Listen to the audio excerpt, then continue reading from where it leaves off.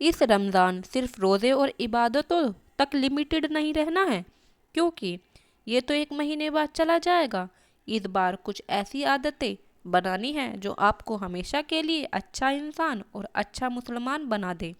سب سے پہلے آپ کو میک شور کرنا ہے کہ آپ کے محلے میں کوئی انسان یہ تو نہیں سوچ رہا کہ میں افطار میں یا صبح میں کیا کھاؤں یا اپنے بچوں کو کیا کھلاؤں۔ روزہ رکھ کے آپ اپنی زبان پر کنٹرول کرتے ہو، آپ جھوٹ نہیں بولتے، گالی نہیں دیتے، کسی کی غیبت نہیں کرتے، لیکن جیسے ہی رمضان ختم ہوتا ہے تو آپ پھر سے شروع ہو جاتا ہے، لیکن اس بار اس کو کنٹرول کرنا ہے، ہمیشہ کے لیے آپ کو یہ سب کنٹرول کرنا ہے۔ سوشل میڈیا کا کم سے کم یوز کرنا ہے۔ سوشل میڈیا کا کم سے یوز کرنے کے بعد ہمیں احساس ہوتا ہے کہ اس کے باہر بھی ایک دنیا ہے، اور سوشل میڈیا کو لمیٹڈ یوز کرنا ہے، کیونکہ یہ آپ کو کنزیوم کرنے کے علاوہ کچھ نہیں دیتی۔ یہ چیز آپ کو رمضان میں بھی کرنی ہے اور رمضان کے بعد بھی کرنی ہے، اور فضول خرچ سے دور رہنا ہے، رمضان میں بھی اور رمضان کے بعد بھی۔ افطار کے ٹائم آپ ٹینشن لینے کی جگہ بھر بھر کے دعائیں کرتے ہیں، تو رمضان کے بعد آپ کو کیا ہو جاتا ہے، اور آپ یہ سوچ کر دعا کرتے ہیں کہ رمضان میں اللہ ہماری ساری دعائیں قبول کر لے گا، تو رمضان کے بعد آپ دعائیں کرنا کیوں چھوڑ دیتے ہیں؟ کیوں ٹینشن لیتے ہو؟ کیوں ٹینشن لے کے بیٹھ جاتے ہو؟ کیسے ہوگا؟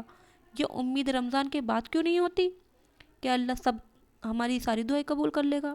یہ سب کنٹینیو رکھنا ہے۔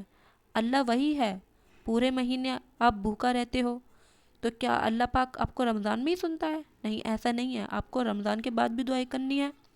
رمضان کے بعد بھی اللہ آپ کی دعائیں سنتا ہے اور آپ کی دعائیں قبول کرتا ہے۔ رمضان آپ کو اچھا انسان بنانے کے لیے آتا ہے اور آپ کو گناہ سے بچنا سکھاتا ہے، تو آپ کو رمضان کے بعد بھی وہی اچھا انسان بنے رہنا ہے، نہ بری باتیں کرنی ہے، نہ گالی دینی ہے، اور اچھا انسان بنے رہنا ہے۔ آپ کو بری عادتیں ختم کرنی ہیں، کیونکہ ہمیں نہیں پتہ یہ ہمارا رمضان آخری رمضان ہے یا نہیں، اس لیے آپ کو رمضان کے بعد بھی ایسے ہی بنے رہنا ہے۔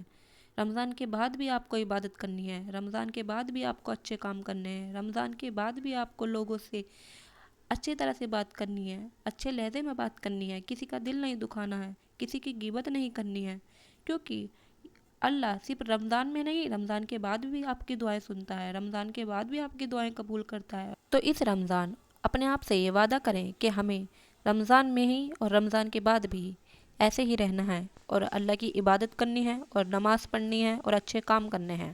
اللہ حافظ۔